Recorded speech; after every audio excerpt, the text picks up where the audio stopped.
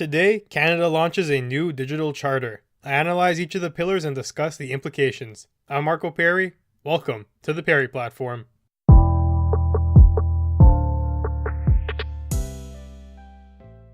Today has the potential to be an iconic day in Canadian history, or, depending on how it plays out, maybe an iconic day in worldwide history. Canada took the first steps towards creating a new digital charter. It sets out to govern the ways we interact in the digital world, and, as I mentioned, today, the federal Liberal government decided to put it all into writing. Some policies look to enforce the digital realm, others look to regulate the government. All in all, it consists of 10 pillars, and today, we're going to talk about all of them. This charter sort of reads like the Charter of Freedom and Rights. It's pretty serious business, and we can fully expect it to drastically change how Canada operates. That's why I cite today, as a data has potential to become an iconic one. This is really groundbreaking stuff and deserves a lot of attention. From the court systems to education to what we are allowed to even do online, everything is up in the air and being transcribed. Some of the ideas are great, while others not so much, unfortunately. Now let's take a look and dissect them. The first section of the charter deals with universal access, and it reads, "All Canadians will have equal opportunity to participate in the digital world and the necessary tools to do so, including access, connectivity, literacy, and skills." Now, this is a great notion by principle, but I'm really interested in hearing how they plan on implementing it. I'm going to go out on a limb here and say it's borderline unrealistic. Rural parts of Canada suffer from reduced access and connection already, and it's a massive disparity. Try getting a phone signal or even decent internet speeds in some of the more desolate parts of Canada. Companies don't profit, and there's no incentive for them to create the infrastructure that reaches out to these types of communities. What's the government going to do to, I guess you could say, do well on the promise of universal access? Are they going to force companies to begin distributing to these areas? Will the government do it themselves when the companies say no? Things are good in city centers, but it tapers off quite drastically once you head outwards. I would like to say this is a great ideal, and it's an arrangement that I would like to see in the future one day, but I just don't see how they're going to achieve this. Guaranteeing everyone equal access to these type of things, it's not something like the right to clean water, which, might I mention, people already don't even have equal access to. Certain parts of Canada do not have clean drinking water. They have to boil it. So you're telling me you're going to implement Wi-Fi now, or equal access to telecoms. You can't even get the water part right, and now we're going to go on to the luxuries of life. To me, it's not really a proper step in the progression of human evolution. We need to get the fundamentals down first before we get to this, and maybe it's a long-term thing. Maybe they put this in the charter as a goal for future progress, but the cynic in me thinks that this is all an appeal to gain votes, and it might just be an empty promise before the next election. It's a great thing to say. We're going to give everyone the same rights to the internet and make sure they can all access it. But in reality, how do you do that? There really is no incentive, and it's unprofitable to do so. You even have companies like Hydro One who are unwilling to give electricity and amenities to certain communities because they don't profit the same way they would in a more densely packed area. That first pillar is quite interesting. I'm going to summarize by saying it is a great notion. It's quite unlikely to happen right now, but in the future I would like for us to get there. Now, moving on. The second pillar of the new charter, safety and security. Canadians will be able to rely on the integrity, authenticity, and security of the services they use and should feel safe online. This here is a great one. The easiest way to achieve this is by holding companies responsible. We can't have another Equifax situation where Canadians are having their data sold without our knowledge, and possibly worse, having our data hacked into due to incompetency. The internet shouldn't make you feel unsafe, unless you're into some really freaky stuff on the dark web, but for everyone else, it is a practical policy, and I like it. Safety and security, that's definitely a pillar of internet usage in my mind. Now, the third one, control and consent. Canadians will have control over what data they are sharing, who is using their personal data, and for what purposes, and they'll be able to know that their privacy is protected. Yes. Thank God. We've needed this for so long, and if, while it's a big if, this can be implemented properly, it will change the digital world dramatically in the favor of the consumer. Facebook seems like the biggest victim of this pillar because they rely heavily on data. That's how they make their money. Sometimes they obtain it fairly, Other times, not so much. Having control over what they can take from us and understanding what it will be used for are very powerful tools. Facebook will know my name, and that's about it if it was up to me. Now, supposedly, I'll have that choice. Data is essentially the equivalent of currency within the digital world. You can view it as a stock similarly. If companies can't legally peer into my bank account, they should not be free to scalp intimate details of my everyday life. This is a great pillar, and I hope it's upheld. We deserve more privacy, and it seemed like the trend was going towards a more open society. Data didn't mean anything, while it should. So, overall, great one right here. Number 4. Transparency, portability, and interoperability. Wow, some pretty fancy words right there, especially the last one. Interoperability, I didn't even know what that meant before I looked it up. So, this means Canadians will have clear and manageable access to their personal data, and they should be free to share or transfer it without undue burden. That's another good one. We're on a roll here. Geez, the Liberal government's doing something right for once. Good job, Trudeau. So, my data is my data, and your data is yours. We own it, and we shouldn't face burdens when trying to share that with people who we want to share it with. This hasn't been too large of a strife recently. I think it's more so future-proofing in terms of policy. We were edging closer towards a world where social media companies were treating our data as if it was their property. It seemed plausible that a Black Mirror-esque situation would have occurred where we needed some form of approval to access our own data that was being stored within company mainframes. We already didn't have access to the content that Facebook secretly recorded from us. And imagine if I wanted a copy of that. There's no way they would have complied. There's no way they probably would have even admitted to having it. What if I wanted to sell my data that Facebook collected for me to Twitter or something? Well, Facebook wouldn't do that either. It's their data. Well, is it really? It's my data. It's about me. I want to share it with Twitter. Facebook shouldn't really have control over that, and that's what this pillar goes for and tries to tackle. Abstract examples like the one I talked about, as I mentioned, were becoming more prevalent, but it wasn't a die-hard trend yet. Prior to this, the laws were blurry about everything, so I'm glad they put their foot down and made this a case example. Now on to pillar number 5, open and modern digital government. Canadians will be able to access modern digital services from the Government of Canada, which are secure and simple to use. I assume what they mean by this is digital services like paying your taxes online, or not needing to go into government offices to get a stamp for your license plate, and maybe a bunch of other inconveniences that can easily be reduced with technology. Governments carry the reputation of being old school and slow to adapt, typically to a fault, and they find themselves incompetent and struggling to produce efficient services often. This is a move that tries to tackle that. With this pillar, we have a tool to hold the governments accountable. If they aren't keeping up with the times, we can call them out. It's in the charter right here. It's essentially an obligation they have to follow up on. The point of safety and security is truly crucial here, as the content that we're dealing with, especially with government entities, is typically highly sensitive. Don't create crap software like the Phoenix payroll system that was developed with IBM. So, how do we get governments to create good software that can be used for citizen and government interactions?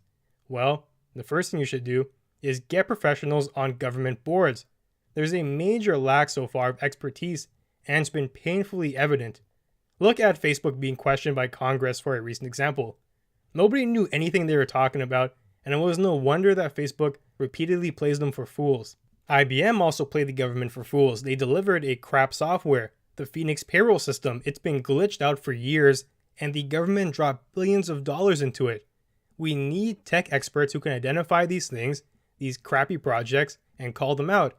Better invest our money and make things that actually work.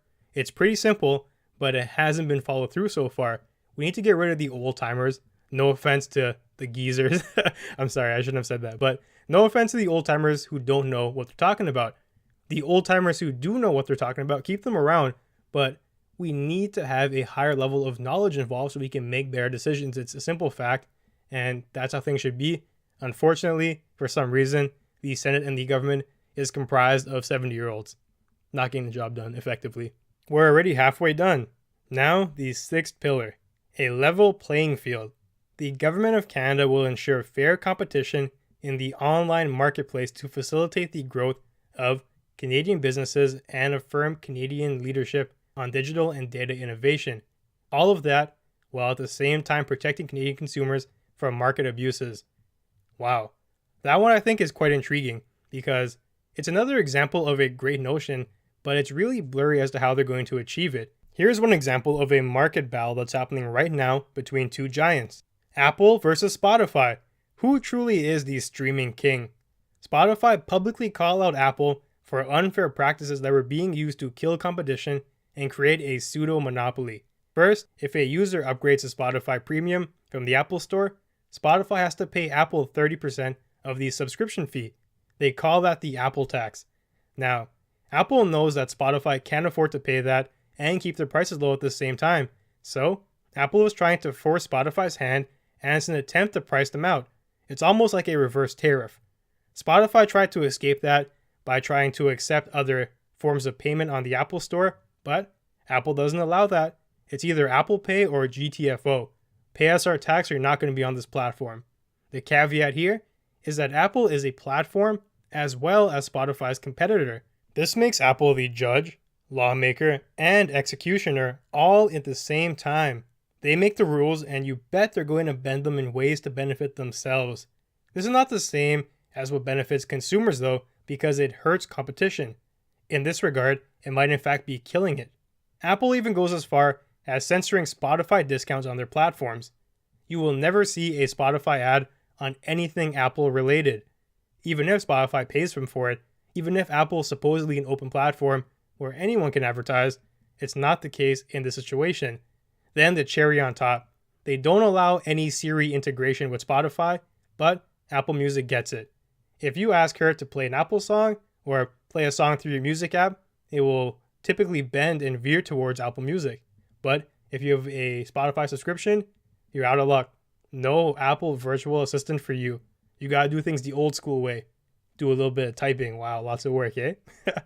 So this is not really a level playing field and competition is hurting.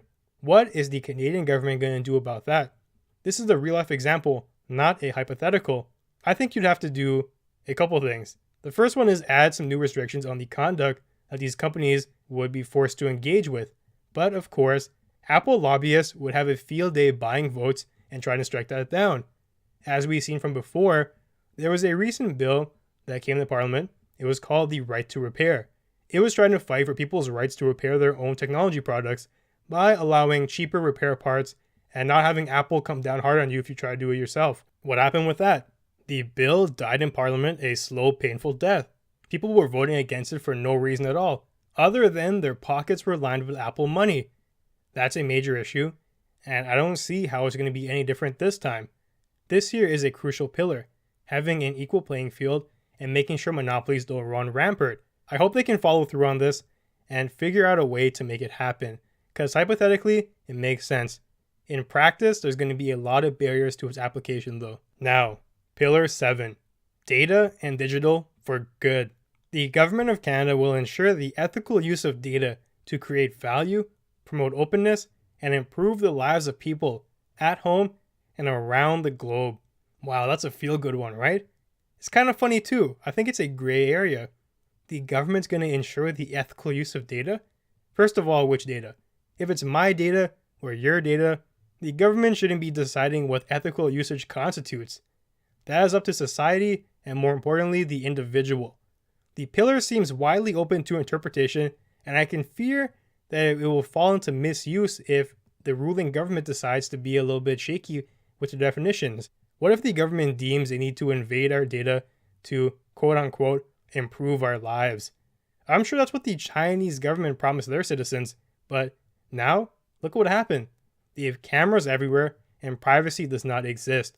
It's so bad that if you can cross the road in China and you jaywalk, they'll have a camera identify your face, and within minutes you will get a notification on your phone saying you've been caught committing a crime. Wow, that one happens. The cherry on top.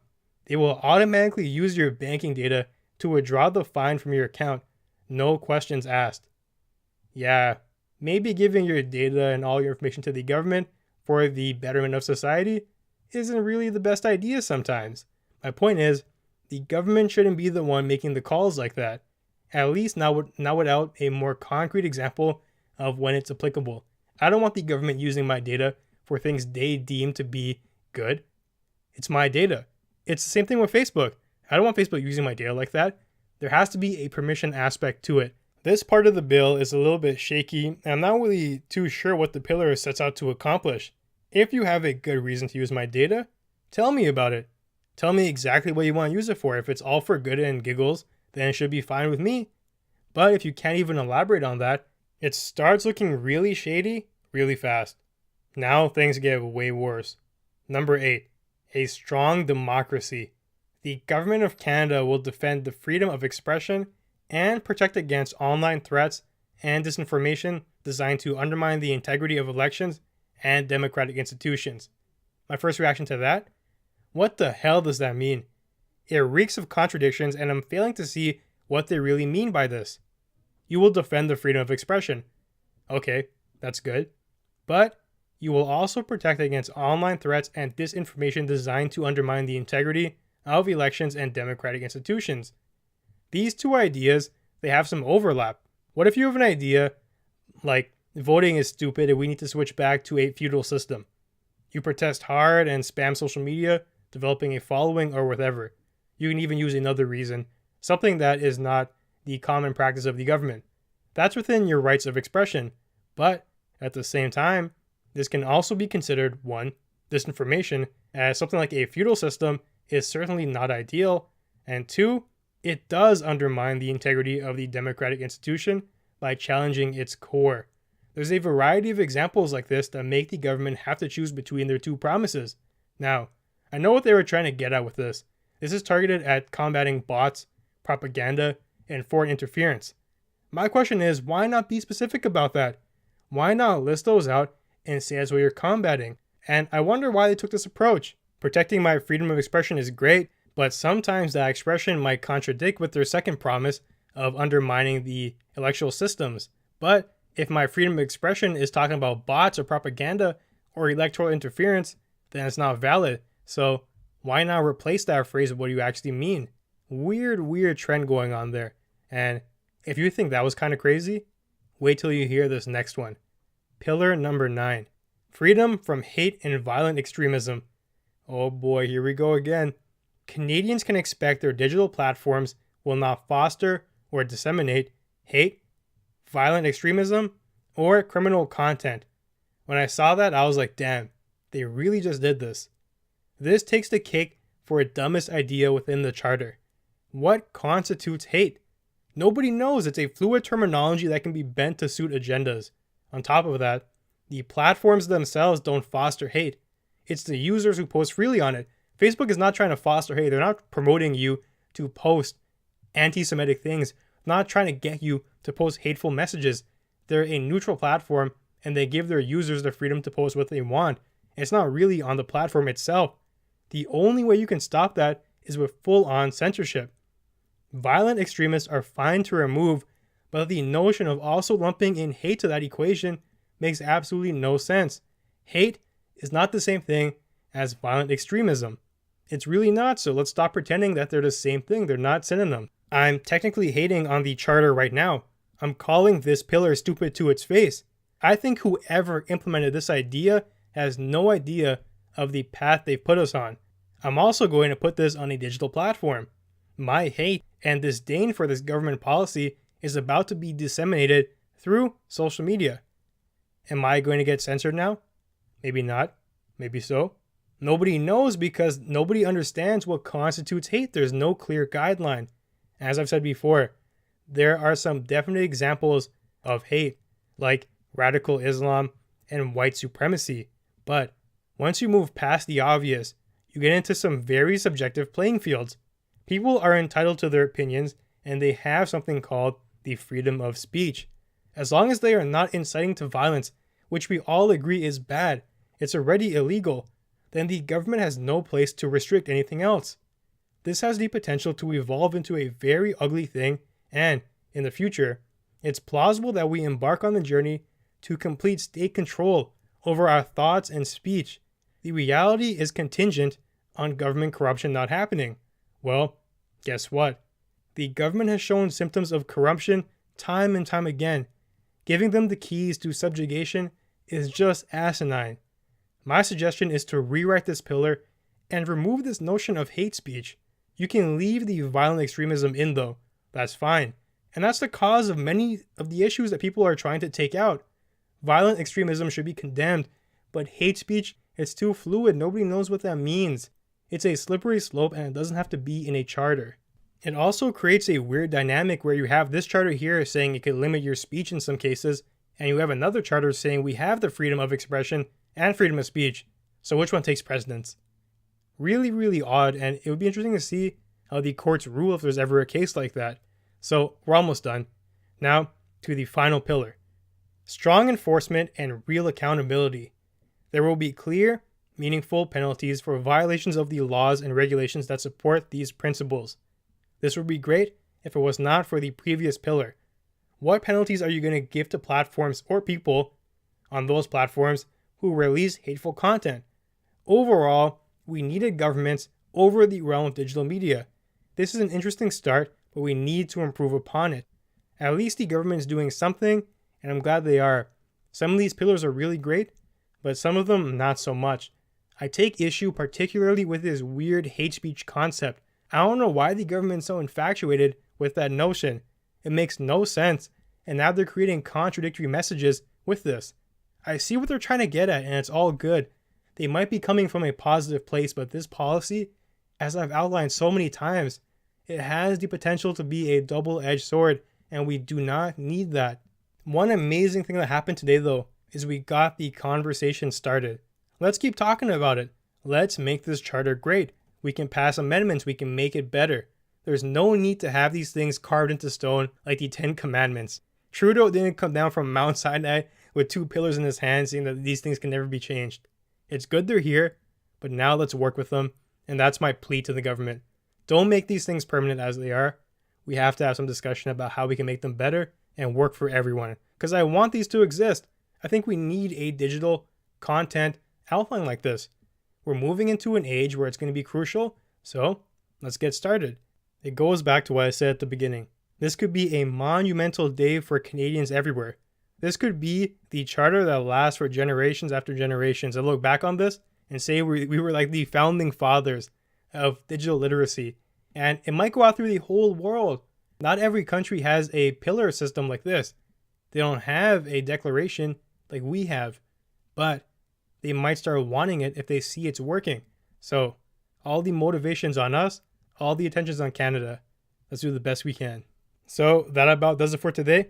Thanks for joining me on the Perri platform. If you enjoyed the content, be sure to leave a review and follow me on Twitter at Perri Platform. Thanks for joining me, and I'll see you soon.